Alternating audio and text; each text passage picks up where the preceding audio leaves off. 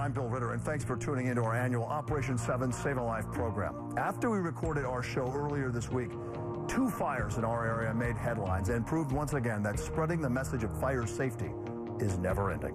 On Wednesday morning, fire ripped through a building in Prospect Heights, Brooklyn. 1 person was killed, several were critically hurt. There were smoke detectors, but apparently they were not working. A stark reminder to us all to check your detectors and regularly change the batteries. Then on Wednesday evening, a massive blaze destroyed an apartment complex in Edgewater, New Jersey. Another example of how quickly fire can consume a building and the need for all of us to have an escape plan. It could save your life. And now we present our Operation 7 Save a Life special.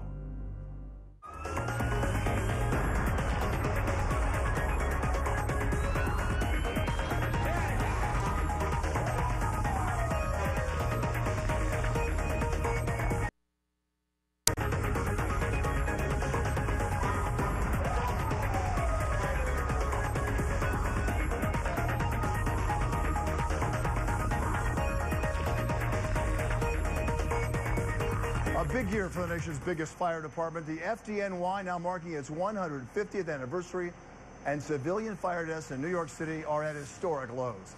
No matter where we live, no matter who we are, prevention and preparation are the keys to keeping you and the people you love safe. Hi, everyone. I'm Bill Ritter at an FDNY fire station, and this is Operation 7 Save a Life. Over the next half hour, we're going to show you how to tell if your building is fireproof. Learn that, and it could save your life. You'll learn how to prepare for any emergency, and we'll show you a ship simulator. It's a hot item, literally, and an amazing teaching tool for first responders. We'll also take you to Long Island, where kids with special needs are getting trained in fire safety. And we'll show you how incredible new cyber technology is helping burn patients. And fire is where we're going to begin. January 4th last year, tragedy striking at a high-rise building in Manhattan. A newly married man dies, but he didn't have to. The fire in the Strand started with an overloaded electric strip.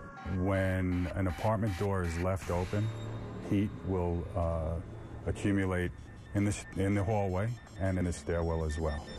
And that's what happened at this fire. Corey Johnson was one of those who rushed to the fire. He's a member of the New York City Council, and this blaze was in his district. What he didn't realize at the time was that the one fatality was someone he knew. I didn't know them well, but I knew them. I didn't know they lived in that building. What tragically happened with Daniel McClung and his husband, Michael, was that they fled, and they fled down what's called an attack stairwell. So a stairwell that the FDNY uses to bring their hoses up to attack the fire. And when they got down a few flights, they were paralyzed by thick black smoke, which ultimately took Daniel's life. While Michael remained in a coma in the burn unit at New York Presbyterian Weill Cornell, what came into clear focus was the fact that a life had been lost because of lack of information. We also use the stairwells to operate our hose lines from. So we like to make sure people stay in their apartments and stay out of the stairwells so we could do what we're supposed to do. It was entirely preventable. It's heartbreaking. I mean, Daniel McClung was a young man who was a talented, aspiring playwright. He had been married for just about a year to his new husband, Michael. They lost both of their dogs in the fire as well. The real issue is during a fire, people knowing whether or not they should stay in their apartment or they should go. Your natural human reaction is to flee, when in fact, in many buildings in New York City that are fireproof, the safest thing to do is to stay in your apartment. And all the folks that stayed in their apartment during this fire were in fact safe. The problem is a serious one. The average New Yorker has no idea on whether or not they live in a fireproof building. A fireproof building is a building that has no combustible material used in the construction phase. They're designed so that if there's a fire in an apartment, it's confined to that apartment. And in almost every case, that will happen if the apartment door is kept closed. The damage at the Strand was minimal and mostly confined to 2 or 3 apartments on the 20th floor. Michael and Daniel lived on the 38th floor, and the tragic loss of his life makes it clear how important it is that we all know what type of building we live in. Their certificate of occupancies have the designation on whether a building's fireproof or not on it. And many times, people can look into their, like a book that they receive when they move into the apartment. But in the absence of that, people actually can go onto the DOB website and maybe research that by putting their address in there. Here's another tip. If your building has fire escapes, chances are your building is not fireproof.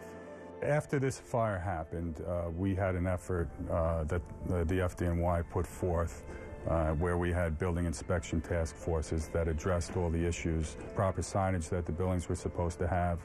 Commercial buildings have emergency communication systems where you can speak to everyone in the building at the same time. A lot of high-rise residential buildings were exempt from that requirement. I introduced a bill at the very beginning of this year in the aftermath of this horrific fire and tragedy that would require buildings over a certain size to have emergency communication systems installed in the buildings. If the fire is not in your apartment, it's generally, in most cases, best to stay inside your apartment and place a towel under the door if smoke is coming in, and if necessary, open a window. Call 911 and wait for the fire department to come. It's also counterintuitive because after 9/11, people are now even more likely to think people stayed in the World Trade Center and they should have left. It's all about getting accurate information to people when a fire takes place. And the only way to do that is to have emergency communication systems and ongoing education to let New Yorkers know what to do. Recently, we had a fatality up in Hamilton Heights where we had a fire in a non-fireproof building. Fire started on the first floor, and the occupant fled, and for some reason or another, an apartment door was left open, which caused smoke spread and fire spread, and a 15-year-old girl lost her life on the top floor. Melissa Mendez was a popular high school student. She lost her life in a fire that was also started by an overloaded power strip. As a matter of fact, overloaded power strips and electrical fires are probably the greatest cause for fires that we encounter. A power strip can only handle so much, and it seems that people plug in appliances that aren't designed to be handled by a power strip. There's also running the extension cords that are coming from a power strip under carpets, under doors, and that causes a problem as far as starting fires as well. I think people should have a fire safety plan and practice it.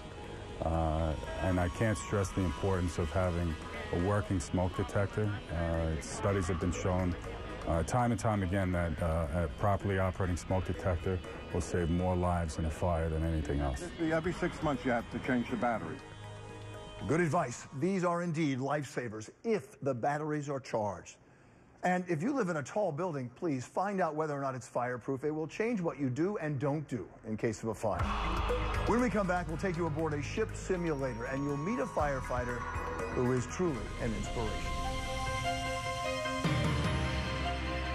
We know the FDNY's firefighting capabilities, but firefighters train for all sorts of emergencies, including heart-pounding and dramatic high-rise rescues. We all remember the compelling video last November, 2 window washers holding on for dear life to their damaged scaffolding, dangling 68 floors above the new World Trade Center. The FDNY successfully rescuing them after breaking through 3 layers of glass. But if they had to, a firefighter would have rappelled down the side of that building. It is something they're prepared to do. 7 Rescue to command. We have an approximately 40-year-old worker suspended on his harness. He's semi-conscious at this point. This is the FDNY's world-class training facility on Randall's Island. For 40 years, firefighters have quite literally learned the ropes here, whether it's battling fires or practicing rescue drills. All of it to make sure everyone gets out of a situation alive. And now, thanks to a new $3.3 million landlocked shipping vessel dedicated this summer, New York's waterways are also far safer. New York is a robust port. Vessels regularly calling here are loaded with tens of thousands of containers. The diverse nature of the cargo coming into this port makes it the largest port in the United States. Add to that the increasing number of ferry commuters and cruise ships making port here, and training to fight a fire on board a ship is a no-brainer. The truth of the matter is 4 to 5 barrels or islands. We train on every other type of building and response that we have here in the Port of New York, and why wouldn't we do this? The Northeast needed it. On the ship here, we have 4 different burn areas, 1 in the galley, 2 on the main deck, and the main attraction is the engine fire right here. This is a controlled fire. The temperature here up to 900 degrees Fahrenheit. It is very hot right now. This is a simulation of a fire several decks below the surface of a vessel in New York Harbor, a vessel that could potentially have thousands of barrels of petroleum and hazardous materials. Everything is done by a remote control. Right here, I can turn the smoke and the fire on when needed. Now you have to picture this would be all smoked out and no lights on, so you won't be able to see your hand in front of your face. This is one of our other training facilities. This is called the galley fire. You can feel the heat right away. If we had the windows and doors shut, you'd be down on the ground. The FDNY lets other first responders train on this simulator, but you know, as great a piece of equipment as it is, the department's most important asset is still its people. Highly trained, highly motivated, highly effective. It was Ladder Company 105 that went into action last March when an apartment in Brooklyn erupted in flames. For one rookie, this was something of a baptism by fire, and a day he'll never forget. We received the call, and once we got to the fire building, we were met by a victim, and she was telling us that her babies were inside, so we proceeded up to the fire floor. Jordan's job that day was the can firefighter. So he would have a 6-foot wooden hook and an extinguisher, and he would come on the inside team with us and the forcible entry firefighter, and he would make his way into the apartment. Conditions were horrible. There were flames and thick black smoke. The team using their hands to try to feel for the 4 children who were trapped. It was firefighter Sullivan who found the youngest, just 5 months old. Once I got the child, I handed it off to another firefighter and proceeded with the search, which is our protocols. My training took over. All the training that I received at The Rock, all the training that I received at Ladder 105, it just took over. It was like I was on autopilot. That's what we want. We want it to be automatic when we go in the building. We want to feel and know that that's our training kicking in. And no matter how many years they have on the job, no matter how many fires they have fought, the FDNY constantly drills and reviews. Our training could vary from anything from firefighter removal to using the tools and the equipment to us go in and search and find the mannequin. Becoming very proficient is essential for when it's time to use it, and it's for real. I'm just doing what I'm trained to do. I always knew that this was a serious job, but my first time out just puts an exclamation point on it, like how much we can help and how much it's our responsibility to be ready and be the best that you can be at all times. Coming up, being prepared. It might be the most important mantra ever. And later, we take you inside the burn unit at New York Presbyterian Weill Cornell. Wait till you see what they're now doing to save lives and make the medical experience less painful. Of course, all the information you're seeing in this program is on 7 on the batteries. Better yet, look for alarms like this one with a sealed-in battery that lasts 10 years. Stay safe with Operation 7 Save a Life. For more simple safety steps, visit 7 online. Kidde and Home Depot urge you to keep your family fire safe with Operation 7 Save a Life.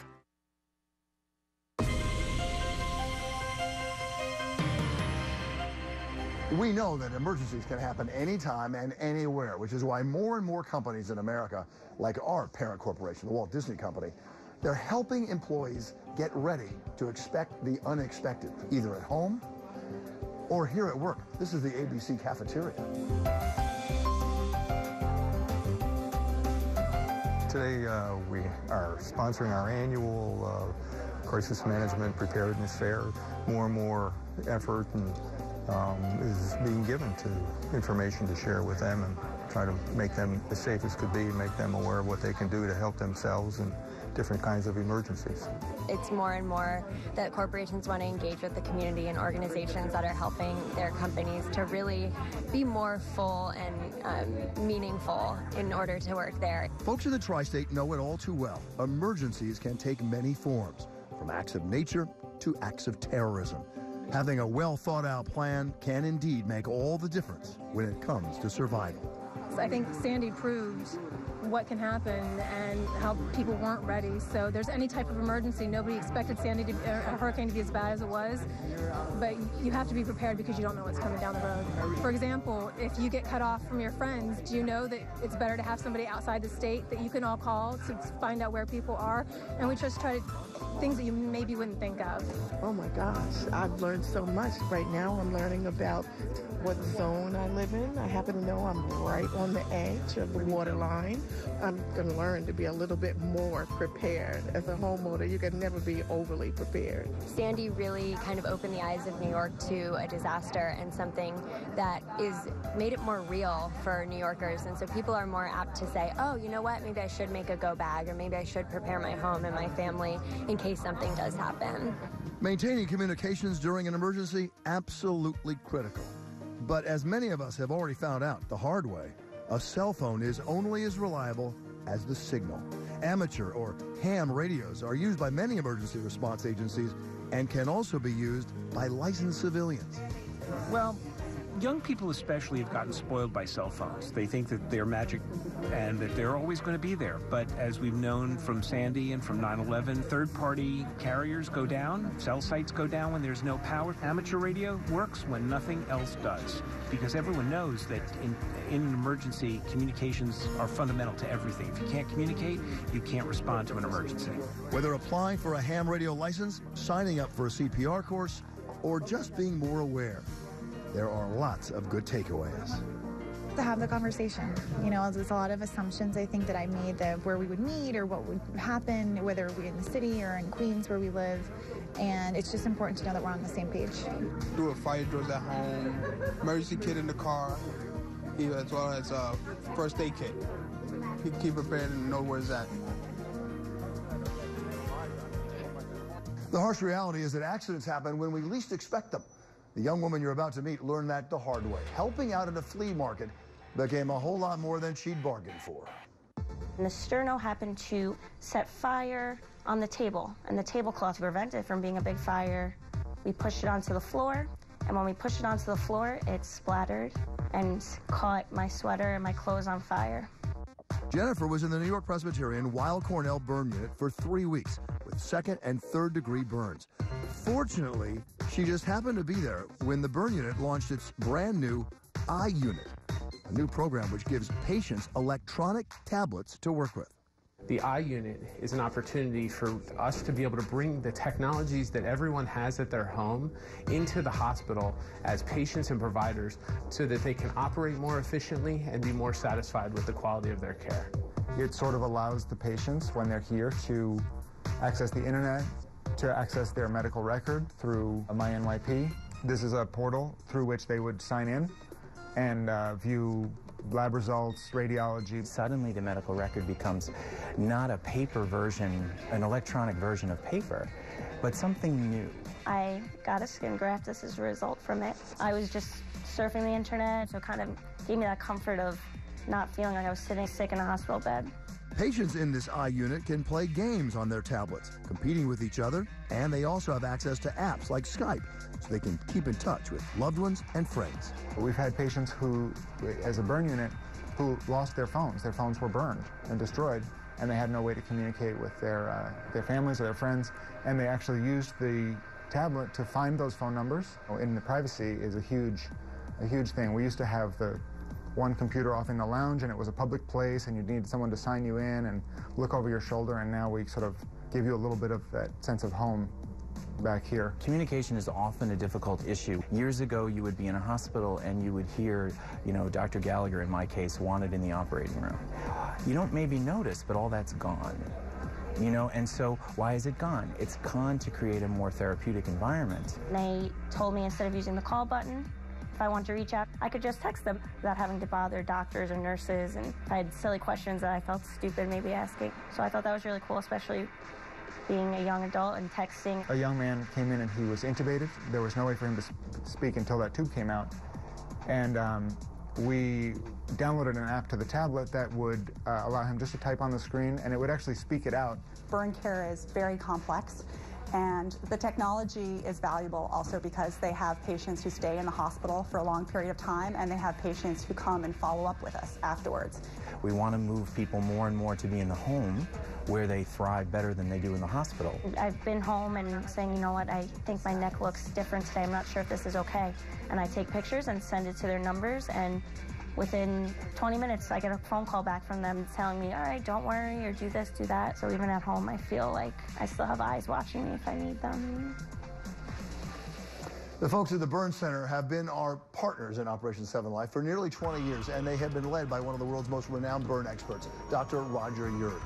Roger would not want us to make a big deal out of his retirement. Just doing my job, he'd say.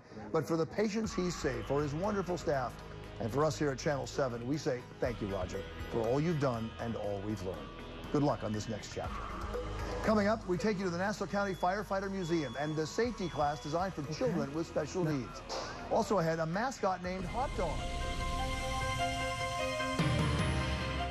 You know, you're never too young to learn about fire safety. The folks at the Nassau County Firefighters Museum and Education Center believe that to their core. When we were there, so too were a group of children with special needs. All of you wearing the red vests, you are the Ladder Company Search and Rescue Team. Here at the Fire Museum, we take children of all ages, starting with 3 years old, all the way up through high school.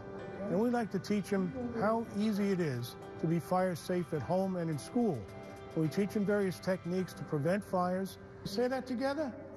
Stop, drop, and roll. For the special needs, developmentally disabled, we need to modify it, sort of simplify it, cut it down. Timing is a little bit different for the special needs student. Learning how to get out of their house, learning how to call 911, knowing where they live, knowing how to get out of a bad situation if there's a fire in the house or in the room. But keeping it simple is the most important part.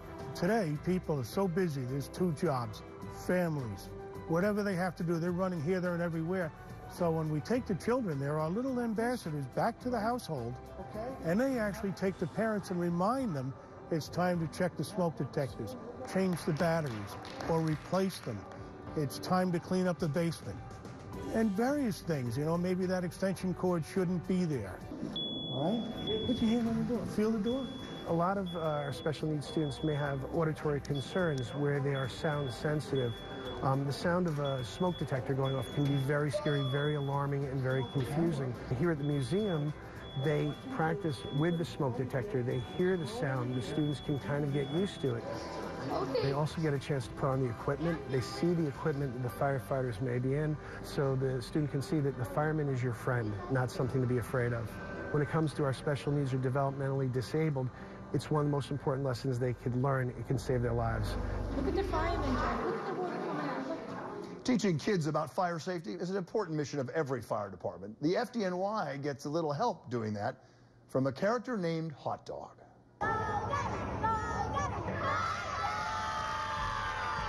Hot Dog's the FDNY mascot, and he's a great teaching tool for young people and everybody. That was the tradition in the fire department to have a Dalmatian, and so we want to keep the tradition. He's got his own coloring book, and he's even done a public service announcement about the importance of changing batteries and smoke detectors. Yep, Hot Dog is a star, and now he's embracing social media. He has a Twitter account, he has a blog, he has a website. What's great about it is a lot of great questions that people ask. He doesn't speak, but of course on his blog or on his Twitter, he'll answer questions about fire safety or about the fire department. All this information could save your life and the lives of people you love.